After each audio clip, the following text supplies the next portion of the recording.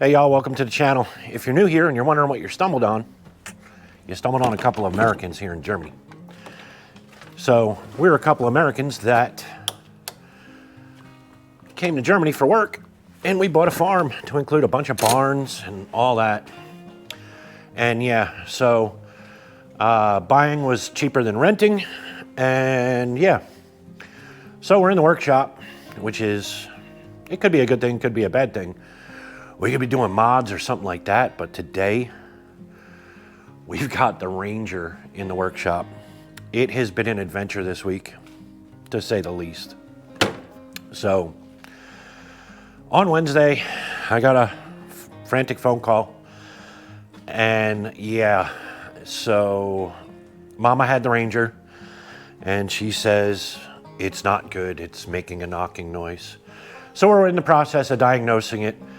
The downfall of all this is it has the 2-liter, they call it Eco Torque, or Duratorque, or better known as the Eco Boost. It is the Achilles heel of this truck. This truck has been great otherwise. About, June time frame, the truck broke, and it turned out it was this oil-wetted belt that they've been using. It's craziness. So anyway, I gotta go walk around and cover the firewood because it's gonna rain.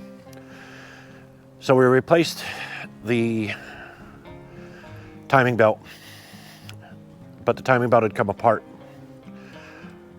It was still intact, but it had pieces come off, which destroyed the vacuum pump and potentially the oil pump. They weren't sure. They replaced that anyway, to the tune of just about $4,000. That's a lot of money to pay for a truck with 32,000 miles on it. It's out of warranty because they're considered commercial vehicles here. We did buy a German one. So yeah, new timing belt. 6,000 kilometers later, we have this happen. And while I think I might know what it is, or I'm hoping I know what it is, we'll see. So let me get this firewood covered back up, and I will be back. All right, we got that just in time. It just started raining pretty decent. So where were we? Yeah, so spent all that money to then 6,000 kilometers later, this happens. It sounds like it's jump time or a severe rod knock. Thing is, I have some experience with diesels, but the diesels I have experience with are from, big truck and trailer semis, or LKVs as they would call them here. And so something I noticed on the truck is when we got her home, when we got her towed in, it would sound like it's at a time or a severe rod knock, and it would coast out, like it was running out of fuel. So I was worried it was injectors. The injectors are about $250 a piece, and it really shouldn't be injectors, right? It has 32,000-ish miles on it, and for it to be injectors would be crazy. That's a really short time. 30-ish thousand miles and needing a timing belt is even crazier, but it turns out it's the Achilles heel. So, but anyway, back to the current problem. I do think I found the problem, and I'm just hoping the problem didn't go elsewhere. Let me show you what I got. So, this is what the fuel filter looks like. Let me turn the light up. It looks horrible.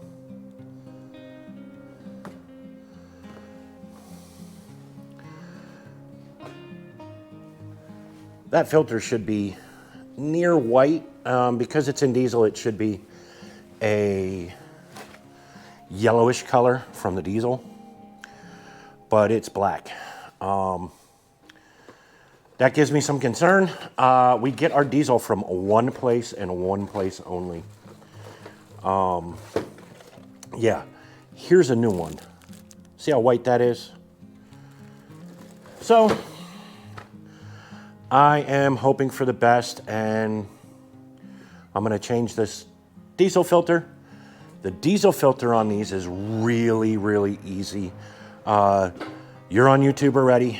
Go and you can YouTube it, and there's a bunch of different how-tos on how to get this filter out.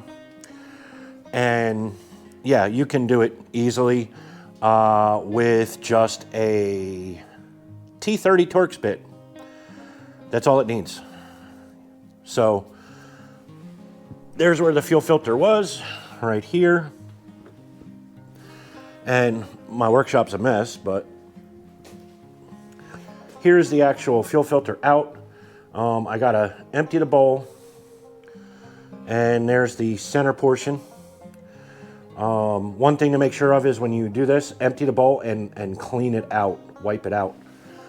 Because if there's any residual anything, it can screw up your injectors if it makes it to the clean side. So always try to keep everything really, really clean when it comes to having filters open. I've learned that from doing big diesels. Yeah. So this is our first shot. I'm really hoping, because this truck was expensive.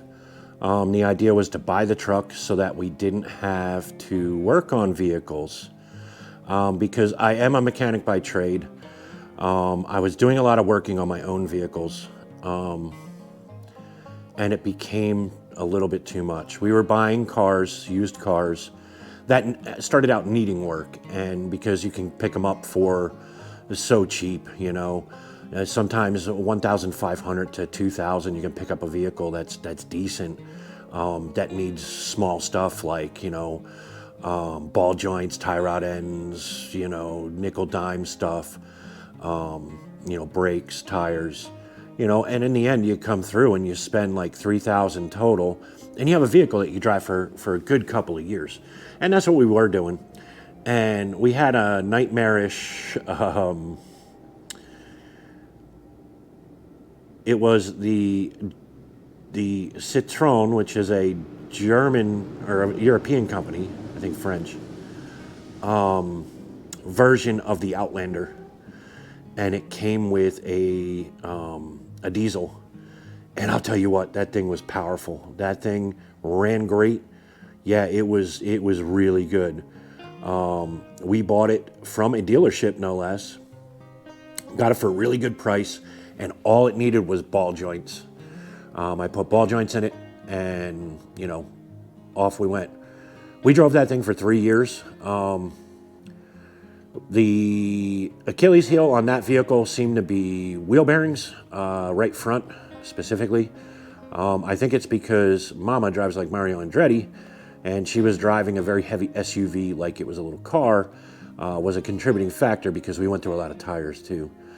But that was like the Achilles heel of this thing until, and it had a lot of miles. It had like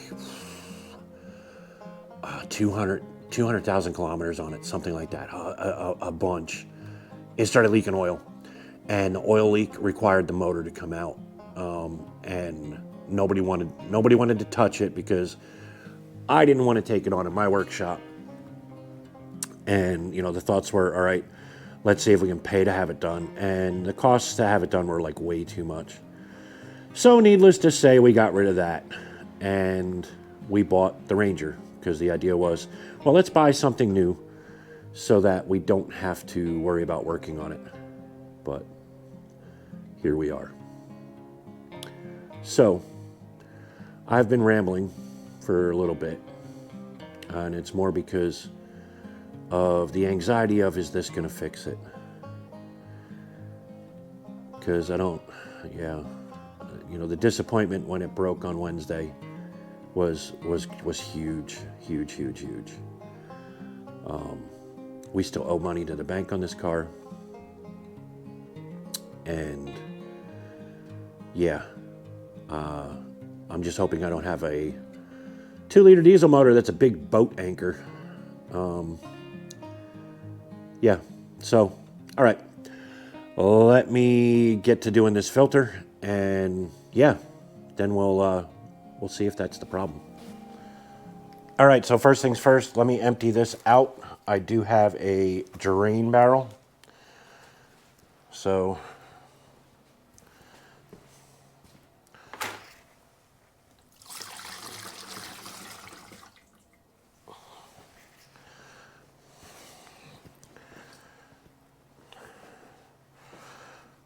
all right, she's good and empty, but you can see in the bottom there's some muck. So we're gonna get that cleaned out. Make sure she's really clean.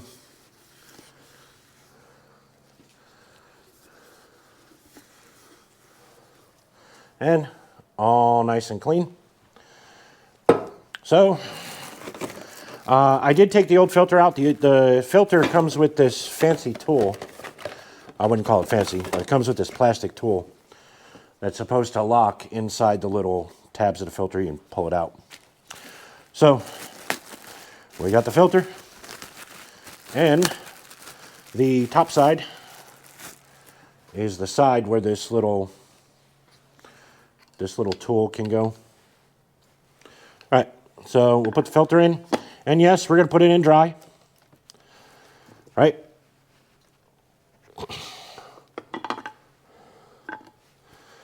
I'm actually going to try to just get it a little wet, because it doesn't want to slide right.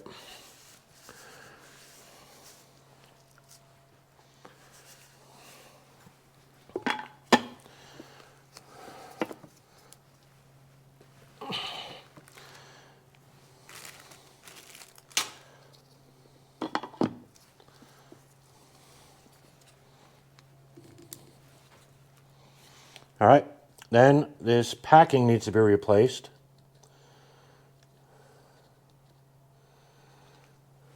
So always replace them. The filter kit comes with them. So new packing.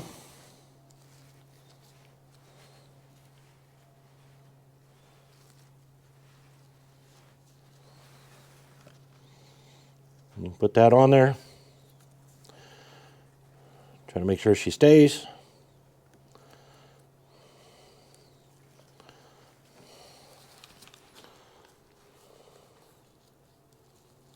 Okay, well, maybe. All right, we're going to try it on the other side. Yeah, we'll put her there. All right, then this can only go on one way because there is a pin and there's a hole in the deal. So it only goes on one way. It only goes on that way.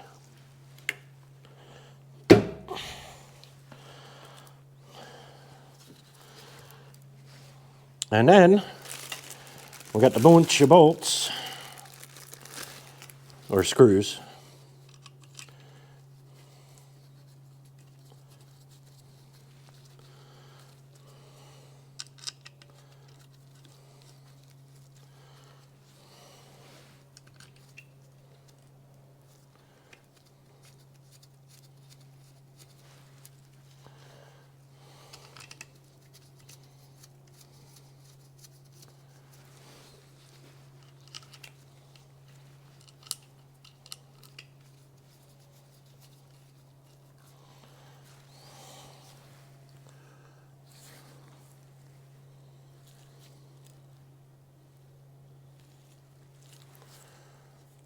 And I'm just looking to make sure the O-ring is sitting where it needs to be.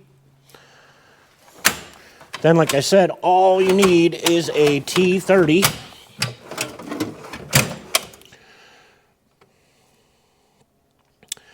T30, T30, T30.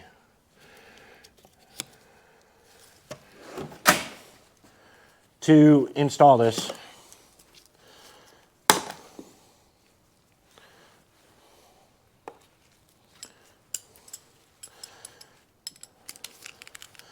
So you'll run it down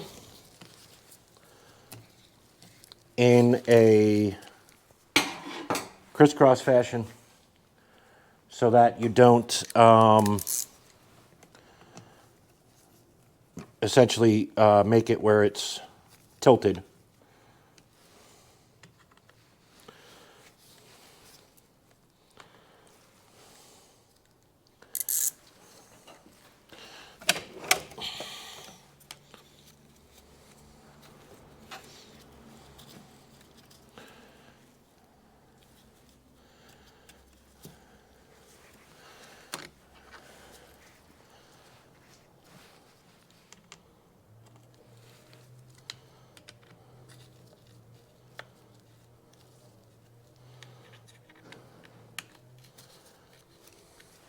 And essentially what I'm doing is I'm running them down pretty much by hand because it's a little easier. And I'm kind of staggering where I go. Kind of like putting a wheel on a car because you don't want to screw this up.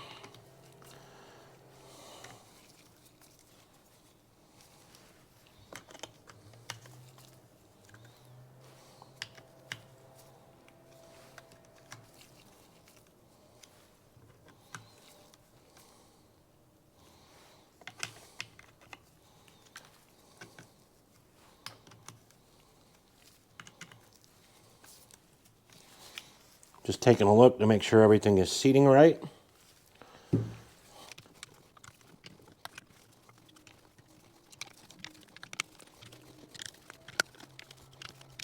Right, now that that's done, I'm a big fan of using torque wrenches. My thing is, if I torque it correctly, she ain't gonna leak. And I've been building cars and stuff forever. Yeah, I am old, but it has worked for me. So the torque on these is 45 inch-pounds. We're just going to creep up on it, so we're going to go a little bit tighter on each of these first, kind of like a little pre-torque.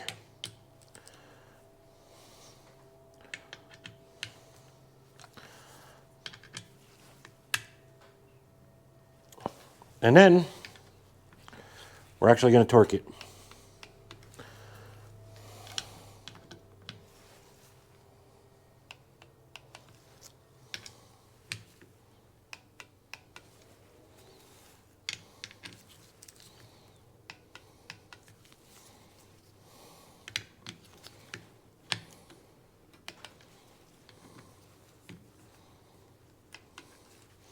And then we're going to run around it.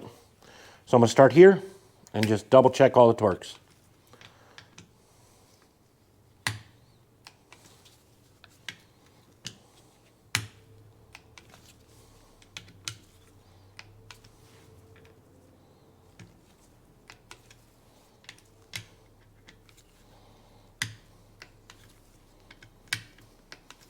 And like I said, there's plenty of tutorials on this.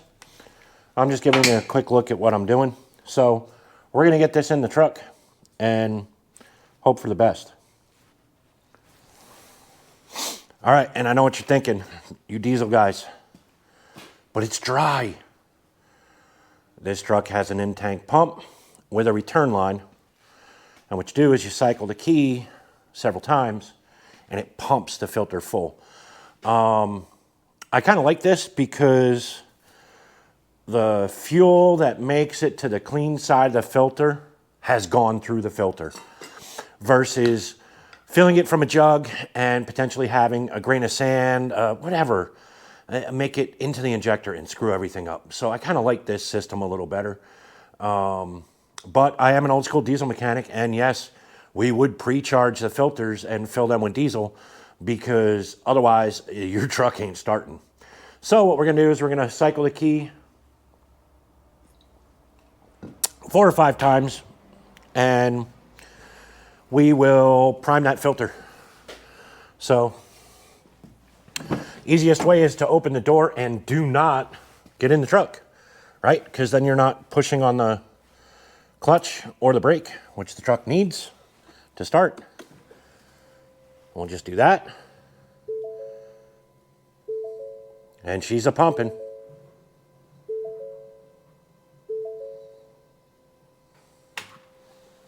She's pumping a lot. I can hear it back here.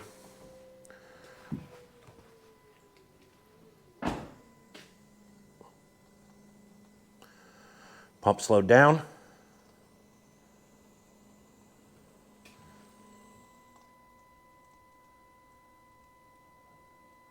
And I can actually hear it going in there. That's kind of crazy. Hopefully it's not because it's leaking. So we'll turn the key off. Let that sit a minute.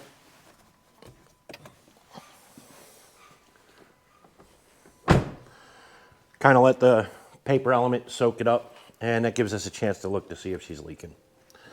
So I gotta go get a good flashlight. Be back. All right, y'all, so we're working on getting her primed. I've done it 3 times now. But let me show you what this thing sounded like. So I'm gonna put a clip in here to show you what it sounded like. And yeah, here it is.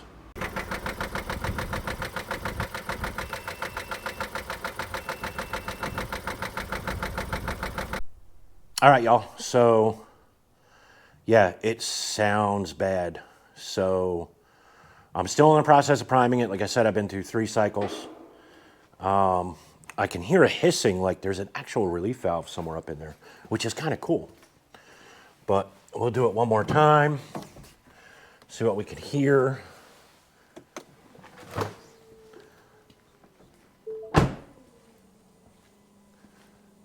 And I can hear a hissing.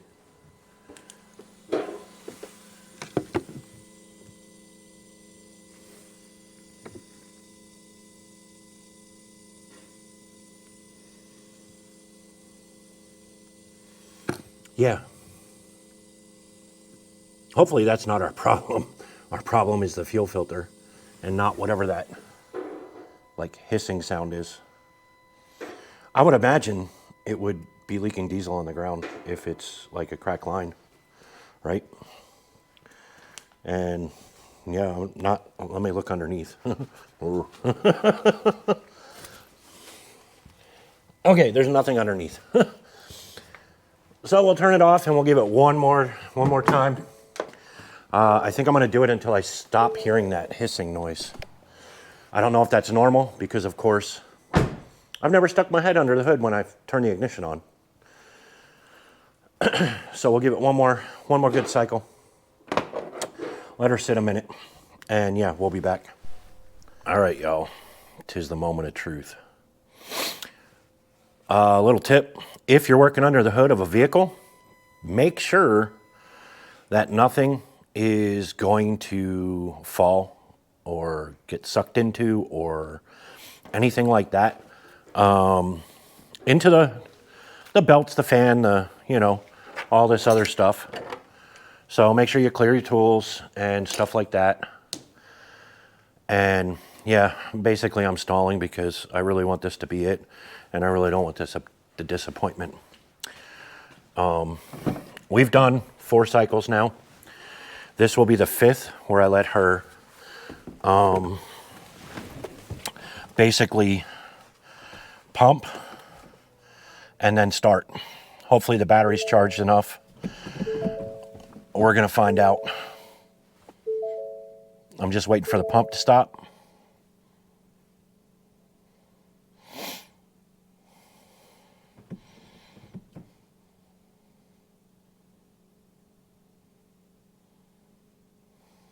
It's taking a little while. But, all right, y'all. Here goes nothing.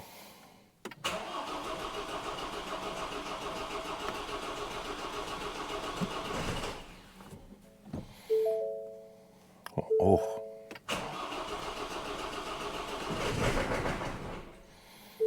Uh-oh. Let's see again.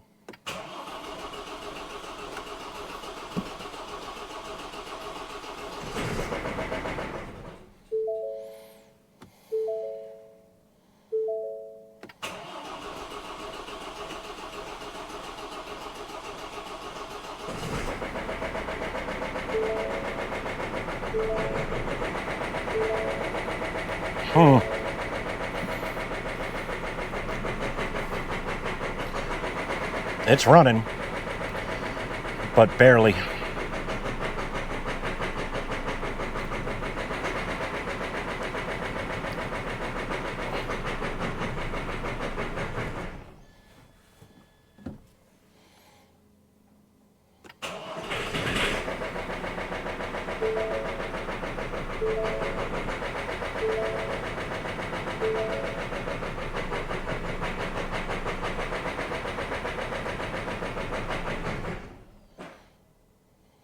Yeah, so that wasn't it.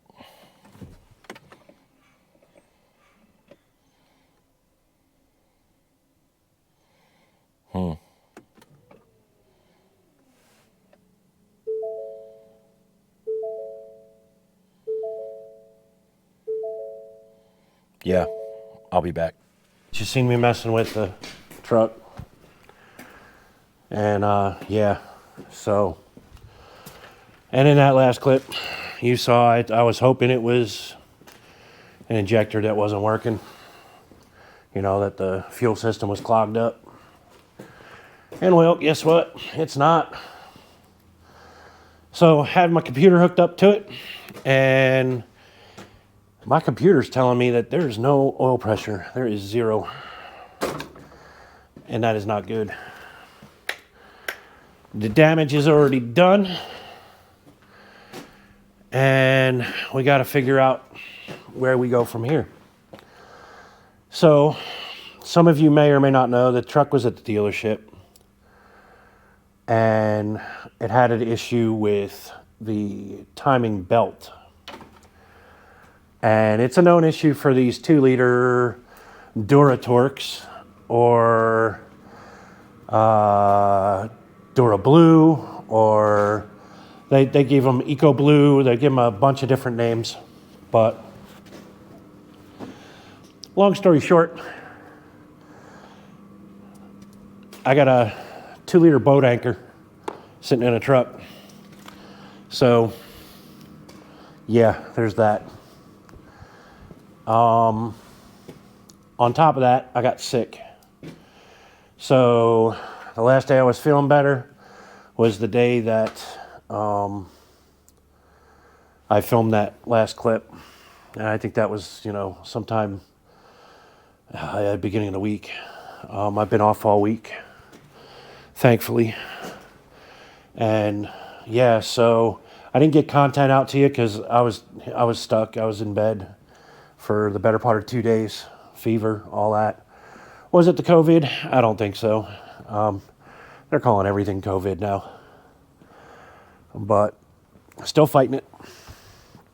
Had to do some work. I pulled my last 5 bundles that are already split out from the piles. I got Mama standing over here. She's expecting something. So I don't know what she's expecting. She's expecting an extension cord. Well, I walked into where I was going to give her the extension cord, but she went around the other way. So she's setting up Christmas lights. 'Tis the season. It is now after Thanksgiving. The intent was to film all that footage and get it out to you, but like I said, I was sick, and now I think she's got it. So what I am going to do is I'm going to put this one together and get it out to you, and start on some new content. And that new content will, of course, be back on the renovation stuff, because that's not going to stop. The downfall is we don't have a truck, and I need a load of sand and the cement mixer. So, but here, let's see what she's got going on. So, that's Jesus. The lights are on. And the Christmas ornament. She's put lights on it. Then I'm not turning them on, but it's on it. And my extension cord. So I'm going to get her an extension cord, and we'll get her lit up quick, and then we'll wrap this one up.